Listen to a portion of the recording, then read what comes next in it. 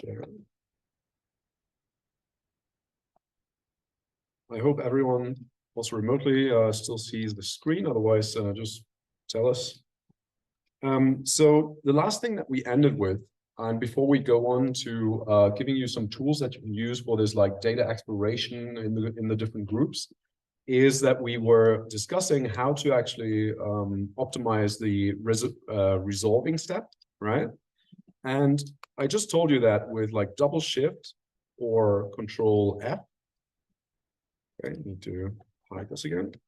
Or control F, you can open this little quick search and type in local minimum feature resolver and just enter to open it. If you cannot find it, there's on feature detection and then chromatogram resolving, local minimum resolver, and you can see there's many other ones. And there's like some papers that show that the ADAP resolver, for example, is better for GCMS data and so on.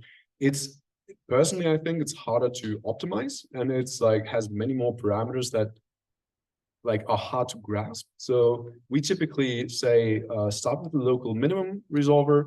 It's also the one that is very much optimized for speed.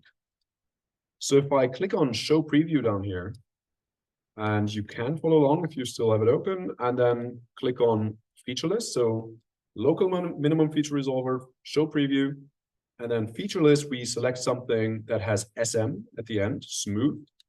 So extracted ion chromatogram smooth. We can already select different samples, and we can see that it's very much tries to, yeah. Did everyone open it? If you have some issues, yeah, Stefan is going around, Corinna is going around. So those thumbs. Yeah. So very much like you open the preview, you select one of the feature lists, and you can select different ones. You see that there's different masses being picked out. And it's very much just to give you some idea of like kind of like the worst case, which is up here, which is just a, you know, just something that might be in the water, and then we ramp up ACN, it goes away, or it might be something in the ACN, might be in the air, right? So there's just some contaminants that are always there.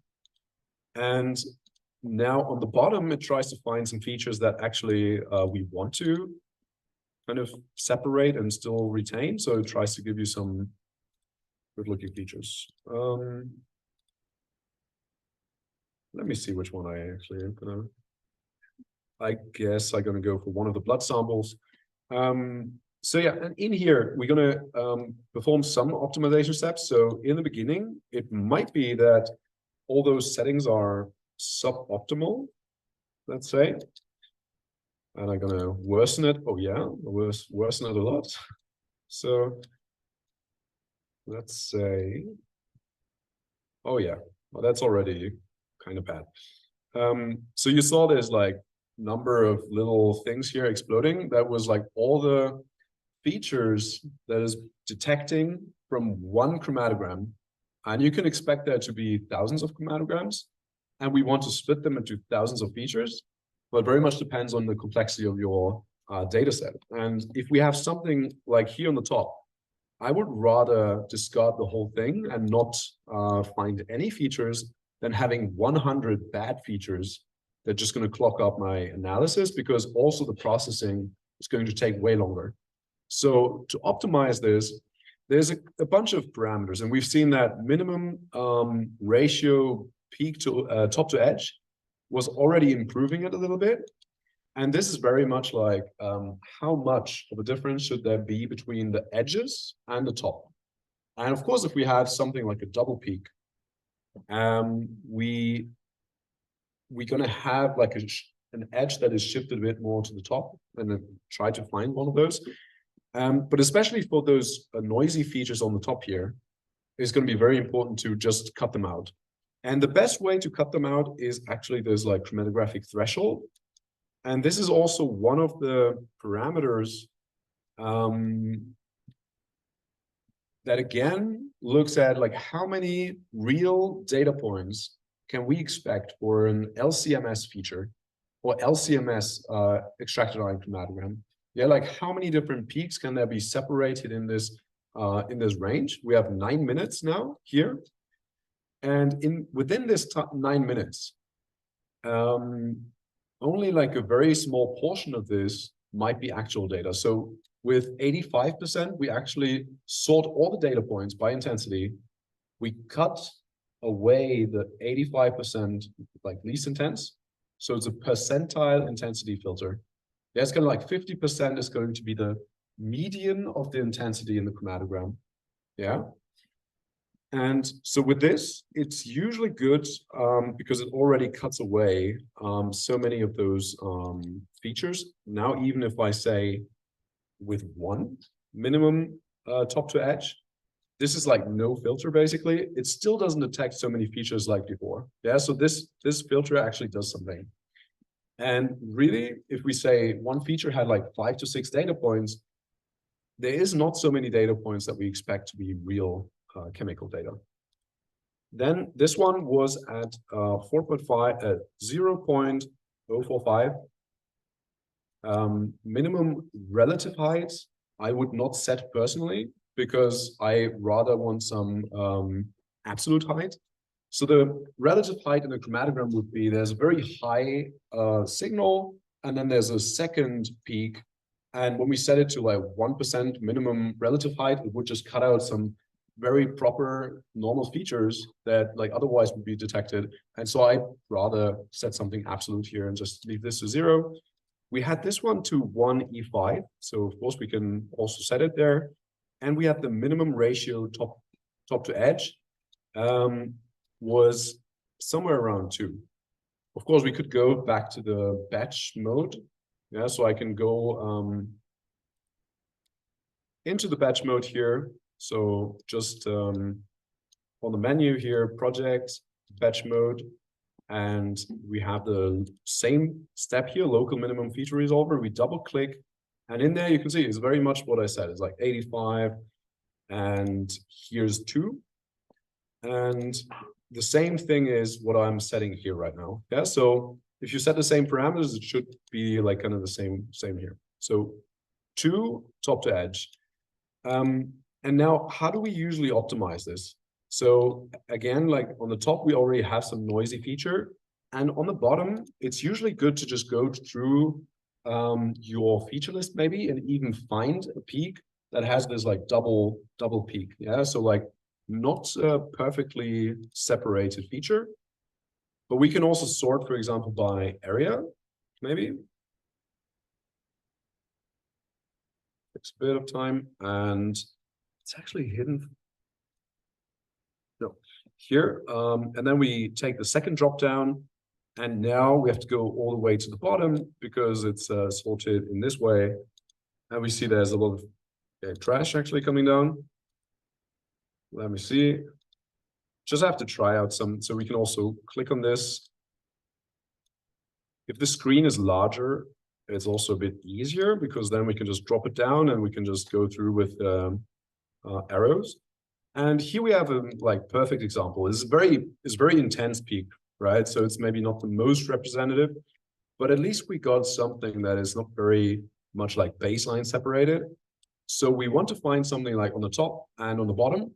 And then we can go and we can say, okay, 85 actually does not change anything for the bottom one because it only captures like a little bit of range here. Then most likely it's actually the minimum search range, which is too high when you have 2 peaks being merged. So we can just try to lower this. And if we lower it here, for example, to 0.03, we already get 2 shapes. And we can see if we lower it even further, it's rather going to be kind of truncated sometimes. Yeah, so sometimes it's then finding like minima too early. And of course, this is something like we want to improve on in the future. But the take-home message is mostly that there's usually not really like perfect parameters for all the features. Yeah, so you always have some trade-offs. But usually like going in here, finding those like very closely eluding peaks is good to set parameters that work for this. And then of course we would go in the drop down and maybe go through some of the other features. And you can see like this one is very hard to even make out as an expert to say what's happening here, right? Might be that it was like mixture of the injection was like too much ACN or something, like methanol or something in there, or might be overloaded, might be 3 compounds, might be 2. It's very hard to tell, right?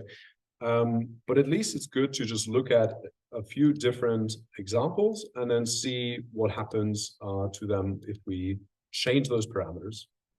And so typically it is really like we change this one and we usually keep it at like 80–85% because more data we don't expect. Then there's the minimum search range, which is very dependent on the length of your chromatography and the resolution of your chromatography. So for like a 9-minute gradient UHPLC, you typically have something very similar. And then we have the absolute intensity. So minimum absolute height is also something that just needs to be sensible for your instrument, for your settings. And if you're working with thousands of samples, I'd rather increase this. I just hope that in enough samples, it was triggering like it was higher than that. And then later in gap filling, we would fill in the missing features that we missed in the first feature detection, because otherwise it's just going to explode. And also like the minimum top to edge is very much one that you have to optimize. Again, if there's something like this and we increase it too much, because if we raise it, we are stricter with the requirements, and then the left border of the second peak is not high, is not like low enough for the intensity of the feature. Yeah. And so if we now have this and we just want to apply it to all the matching feature lists, it's kind of annoying. We typically have to like select all the ones that are smooth. But for this, we actually have multiple different ways to select in this like manual way, multiple different ways how to select it. So as selected in main Windows 1 here, feature lists. And if we change to feature list name pattern, we can go on select. And then in here, we can type in *SM. Yeah, *SM, because it's going to end with an SM and we allow everything up front. And it's actually selecting 8 files. Yeah, so if I just run this again, you see that for each file, we're now producing a new one. And in this case, actually, I set the suffix to resolved. So we can even distinguish between R and resolved. Yeah. Okay, so this was a lot, I guess. But for now, I just want to show you one more thing, how you can look into data. Then we're going to process the 88 files, and then you can have some time to talk to your group members, to talk to your neighbors, and just explore the data set so that you also have some more insights once we go through all the other tools and maybe get some more annotations from series and so on. So, yeah.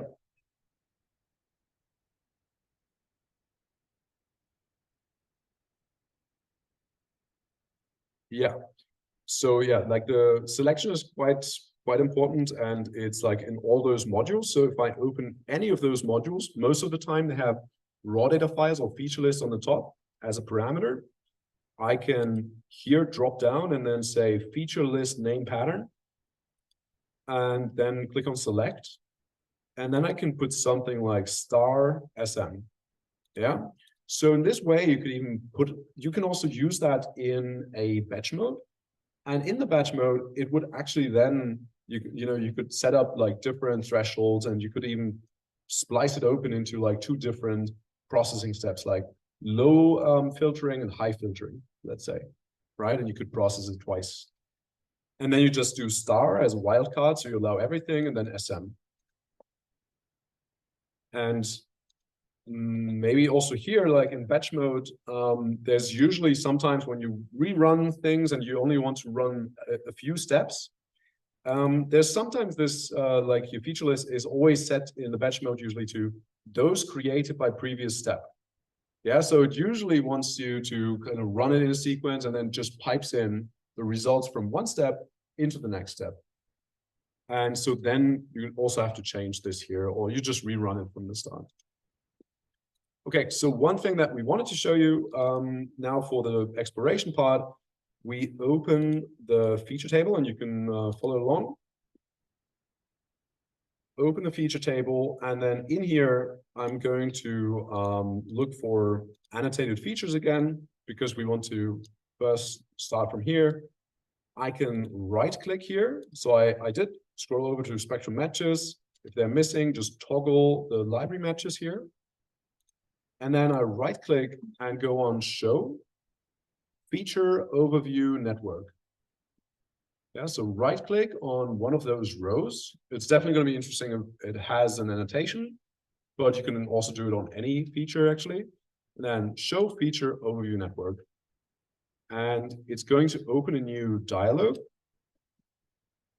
And in this dialog, you see those networks that we just discussed earlier. And okay, it doesn't work if I...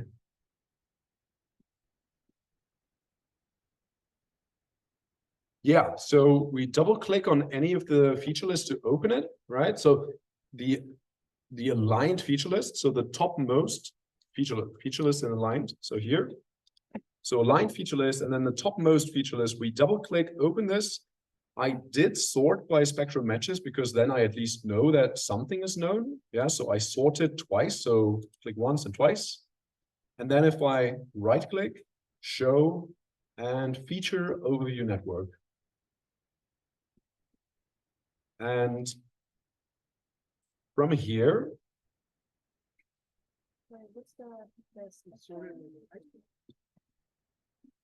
so yeah, maybe also if some people have problems, I mean, there's going to be a lot of time of trying that out, and you can talk to your neighbors, and also Corinna and Stefan going to walk around, and if individuals have problems, yeah, you're going to be able to open it at one point. So it's really just like on any of the rows, right click, show, and feature overview network. It is, I have to say, it is only in version 3.8 and 3.9. Yeah, so the last two versions. So that's 13 hours of train ride. So, and you're the second ones to try it out. So it's kind of tested, you know?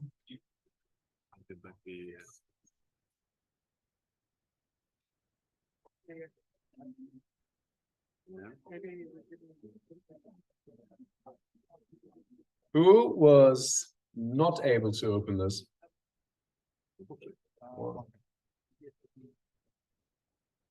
Okay, everyone else is kind of confused.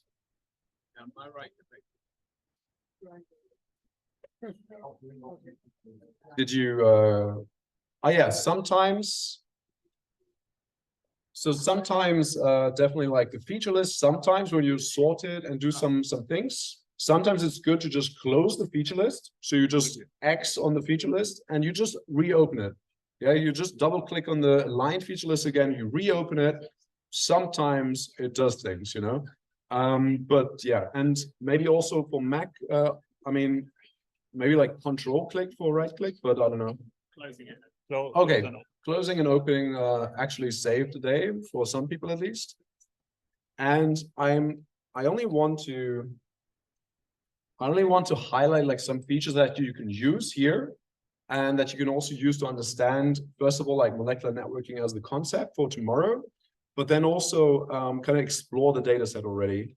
So in this view, and it's kind of big for me, so I don't see very much. So in this view, we got the spectral library matches on the right side, and we did select the vanillin here. And on the left side, we have a network. And in this network, we have those like blue edges. Yeah, see, there's like actually like dark edges and light blue edges, and then some red edges, orange. But so the idea is that we focused on vanillin, and we wanted to get all the chemical neighborhood of vanillin. Yeah, so we clicked on it, we opened this dialog, and then it shows us the first neighbors based on spectral similarity.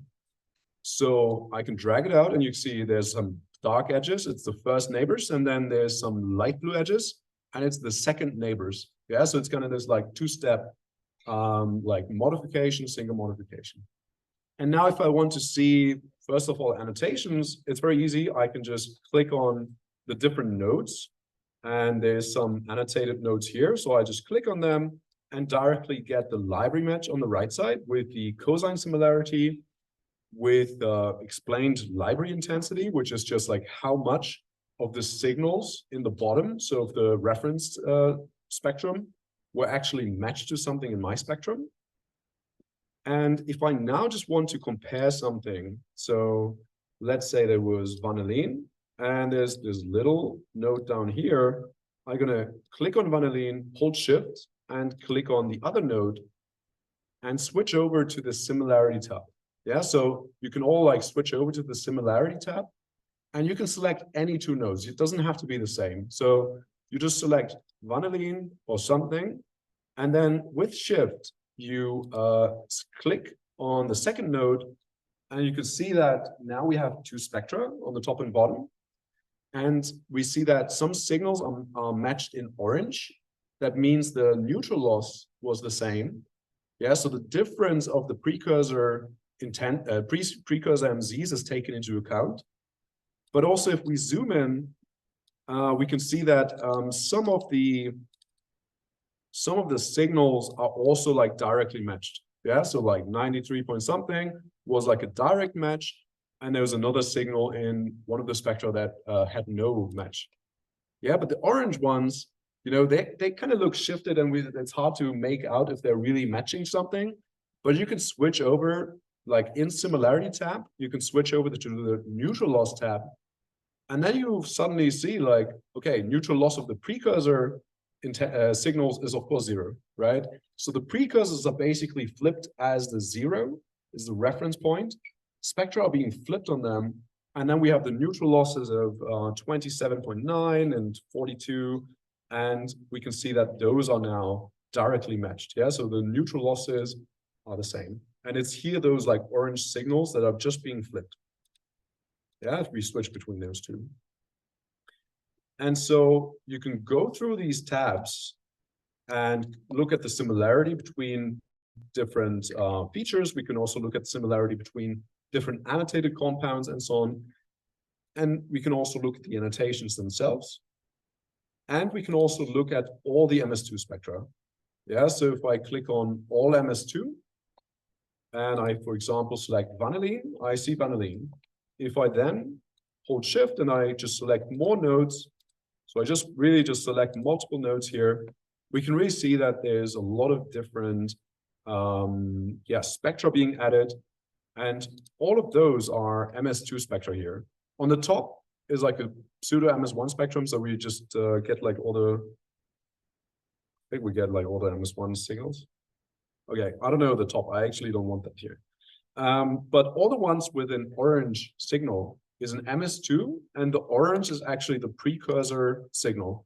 Yeah, and in this view, we can kind of see if there's like some signals being produced in the same like MZ range, basically. Yeah, so we can go through and look at multiple spectra at the same time. And just one thing, because we, let's see if I can find it actually. Okay, we can talk about it. I found it. There's diphenhydramine, and this was kind of like the focus of the study. And there's like, if I just type in filters on the network view on the left, I can open the filters, I can type in diphen and it auto completes with all the matches that we got, all the annotations, yeah, and also the scores. And this is actually all for the same node. If I look here, there's like focus on one node, and I can click it, and then it focuses on this one node, and we can see that there's actually no neighborhood. So there's nothing similar enough, let's say, nothing that really had enough signals being aligned and also like the spectral similarity to match. And it's sometimes interesting to look into, right? So first of all, we get the annotations here, and it looks like a perfect match, right? There's one very major signal, and I need to just zoom in here. So if I zoom in on the signal, that's like a perfect match, right? But then there's not much more. Like there's some signals here.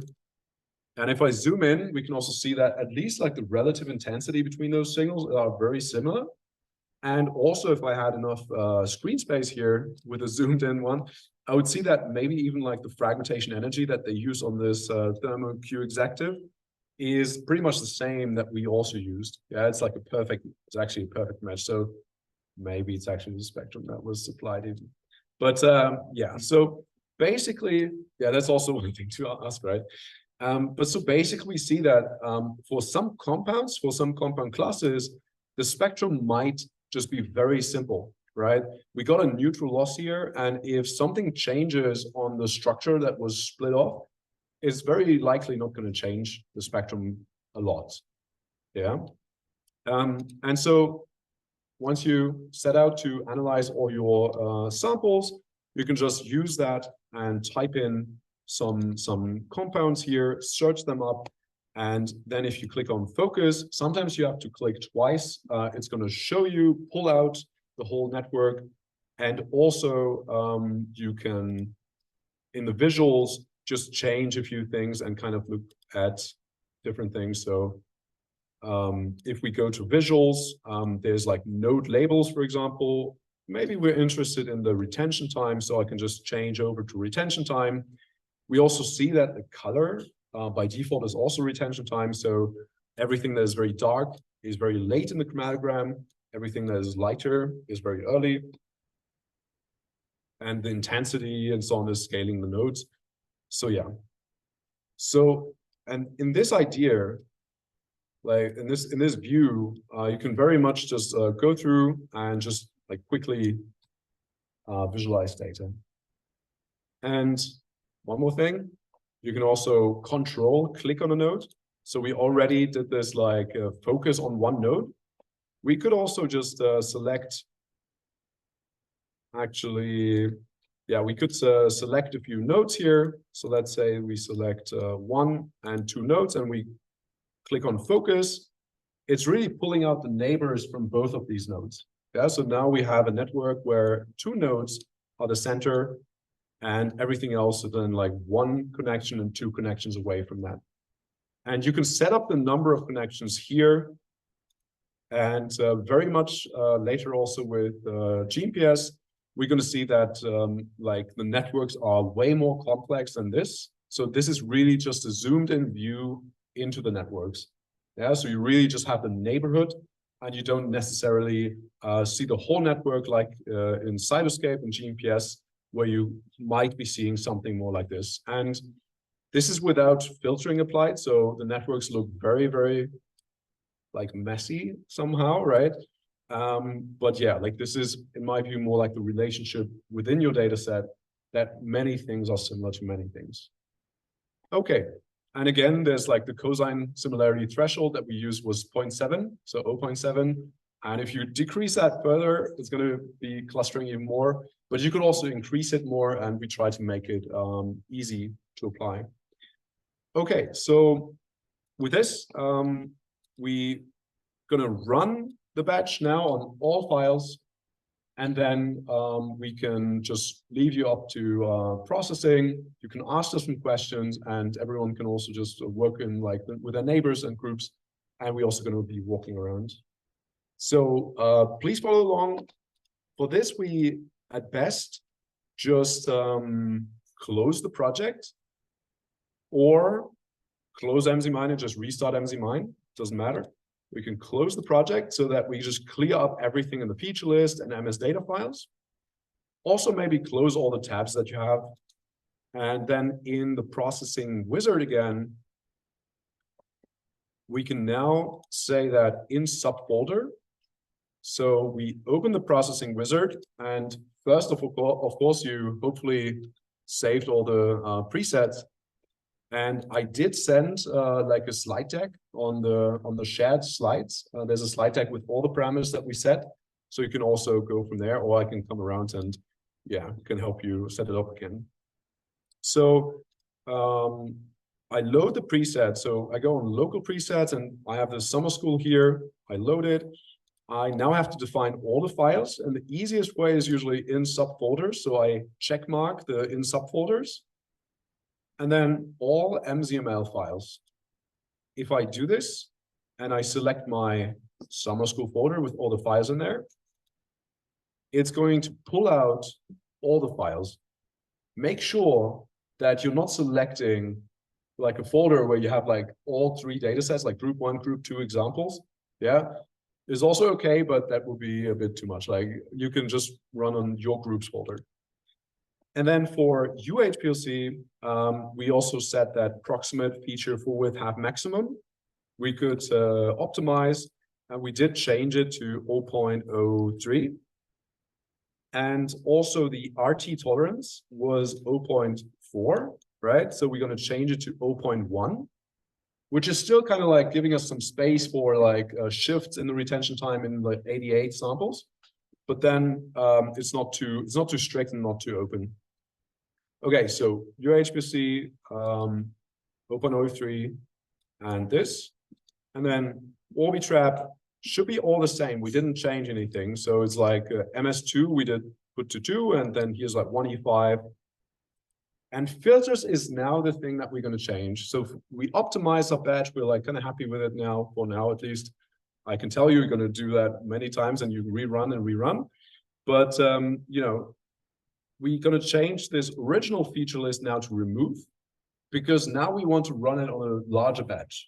And so we don't need to keep all the intermediate steps for backtracking of errors. So we do remove on filters, and annotation stays. So make sure the library's in there. And then on DDA, you can leave it to the same files, but just make sure that maybe, yeah, that like the file name is the same and so on, so that you overwrite those files. We're going to use the same files later for other steps, so it's not going to make such a difference here.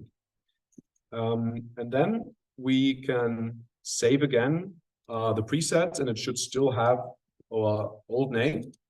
So I'm really just like clicking save presets and okay. I would always do that because then you keep the settings. Then we go on create batch. And now I just need to see everyone's there. So you got the 88 sample selected. Yeah.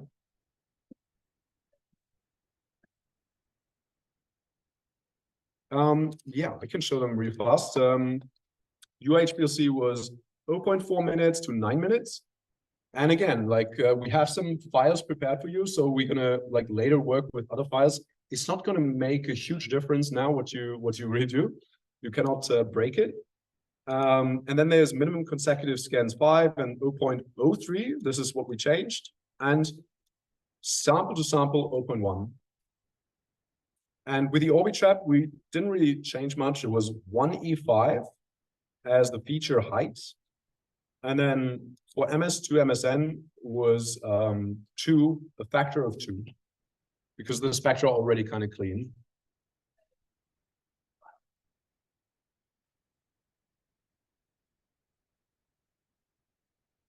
You can tell after they are imported.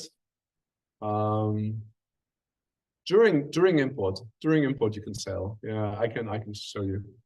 Yeah. But yeah, good question. Sometimes I'm asking myself, how can I know how many files I have? So okay, so we're gonna help everyone to get that run, but I want everyone to just get a quick start and just run it, and then everyone who has some problems, we can go around and fix your issues. So very much, we set it to remove and we saved it. And now we click on create batch. This window again is the most important one. And we then also click on save here. Yeah, save. Because this file is so crucial. Yeah, so I'm gonna save it as the summer school XML. And personally, I just have like one batch folder, so I don't put those batches to my data set. I just have one because they're not so different, so I can reuse them very often. And then otherwise, I have so many versions flying around, so I just have one batch file folder. So you save, give it a name, and save. And then this file configures the whole processing step. So you save that, you share it with your publication, you share it with the reviewers, and so on. and it's going to be very easy to reproduce. And then you just click OK. And hopefully when I now click on task, like on the taskbar on the bottom, so maybe you close the task here on the top. Oh, it's actually, yeah, I zoomed out, right? So yeah, so if you, my screen is the wrong size for the projector, so it's, yeah, like down here, if you just click on those, there's like taskbar on the bottom, it should open the task here. And yeah, and then here you should see there's like 88 tasks, or like 98 actually, right? If you click start, and then it should do like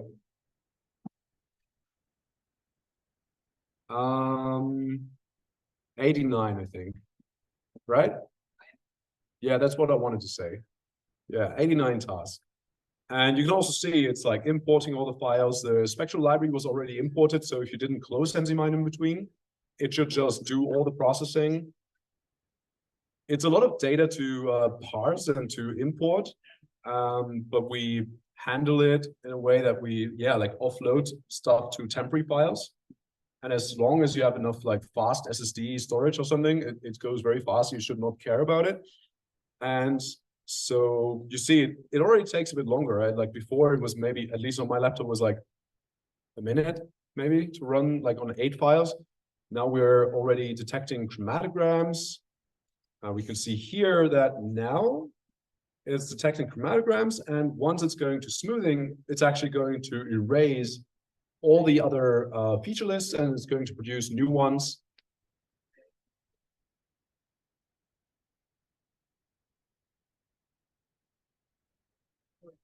Yeah, so smoothing is done. So you see like all the other ones are always deleted.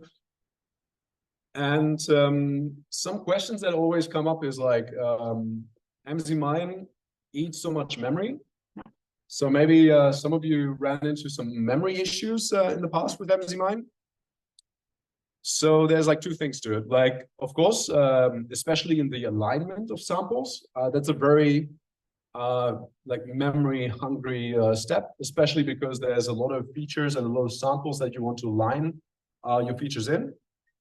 And so there, it's very much important that if your study scales, of course, you can try your old parameters, but maybe it's also better to just raise some of the thresholds and raise some of the filters, and then just rely again on like the gap filling, because alignment and gap filling are fully parallelized, so it runs all in parallel, and it's going to be quite performant there. And the other thing is Java applications. You can see on the bottom there, there's like a memory overview, like how much memory are we using and how much memory is free. And Java's kind of lazy. It's just gonna grab all the memory that's there if it needs to, right? And it's not directly like freeing it for other tasks. But if there are other tasks and Java does not really need the memory, it's also going to let go at some point. But it's very hard to profile those things. Like just looking into the task manager with a Java app and just saying, and I think the same might be true even for Python, but like just looking into the task manager is not going to show you like the real memory that is consumed, because Java manages that. Yeah. So there's always like a garbage collector basically running and like taking all those old chromatograms and old feature lists and whatever that we discard off, always taking that and bringing out the trash very lazily. Yeah, so only if we really need to, it's going to bring out the trash. And yeah, so that's it. It's running. It's going to produce a very similar output. So there's going to be one feature list. And this one feature list, you can then open, you can explore, you can open the different raw data files, look into the raw data file overview, and also kind of like try to find the different annotated features and all those kind of things. And kind of discuss maybe also with your neighbors, like what kind of problems they usually have and what kind of problems they usually face in like data processing, and also like running the machines and optimizing methods. Okay, so we're mostly done. We're exporting a bunch of things here.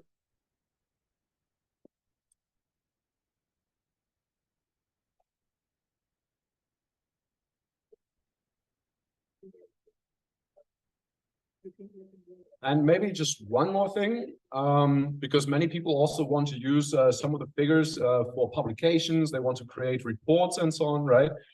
In MZmine, we try that like all the charts that we produce can be exported. So if I zoom into any chart here, this is actually two charts. If I zoom in and I right click somewhere in the chart, I can say export graphics. And with export graphics, I can define it, for example, as a PDF so that I really have the text objects and the lines and everything. And I can later drop it into Illustrator. And then I can really like manipulate everything in a good way, right? Like I can change colors. I typically even have like everything in one Illustrator file, and then I can recolor everything at once. I can say, this orange I don't like, I want this other orange. This blue is not the same blue as the other one, so I'm going to change everything at once in one thing. And so PDF is definitely very good. And then, of course, for very like, I don't know, like charts that are full of objects, sometimes it's also nice to just say, okay, PNG, and then there's a pixel graphic. You can easily skim through and look at that. You can set the width and height, and you can already make it like a half, like one column or double column figure. Yeah, so you can already do all of this, and then you just say apply, and also apply the theme and renew preview, and then you just save it, and you can do that with like individual charts. But also in MZmine, and there was one option in the wizard even, you can now also export, wait, oh yeah, export annotations to PDF. So annotation, graphics, export. And in here, you already see there's like a bunch of options. And if I really want to, I can just export all the shapes of the peaks, the MS library matches, the lipid matches, and all of those kind of things. And I can export it for a feature list. Yeah, so like all the features are going to be exported. And then later you can just skim through. And so you don't have to open MZmine every time to just look at the library match, for example. Yeah, it's just something that you can try out on your own and something that you can use. So double shift and then export annotation, and then it usually shows up here. Or feature list methods, export feature list. I think those are like the most important ones actually in MZmine, because at one point, everything that you can do in MZmine is kind of like exhausted. And then you also want to use all the other tools that are being developed that make great progress on annotation, on processing, on spectral quality, on everything, right? So, and those modules here for exporting, they very much help you there, right? And if something's missing, report it and, you know, define the format that is needed. And then hopefully in the future, we can implement that. Okay. And so yeah, we produced output files, and you should see that in this folder that you selected, you now have a bunch of different files, and I cannot really zoom in, I don't know how. But yeah, so you're going to see that there's a bunch of different files, and we're not going into detail here now, but you can already see that there's a series file, like series MGF, with all the spectral data that we send to series. There's some GMPS files that we send to GMPS. And then there's also, for example, the annotations file where we just have all the annotations. And we also got some GraphML files. And those GraphML files, we can also drop into Cytoscape and do networks there. Okay. Yeah, that was very long session, I guess. But we hope that you got some insights into how to look into raw data, how to optimize feature finding, how to maybe also navigate the results in MZmine. And you got some time to go on. And it's like 1 hour still. There's going to be a coffee break. Very nice. I forgot about coffee breaks. And there's also going to be another tour, right, of group 5? Group 4. Yes. Okay.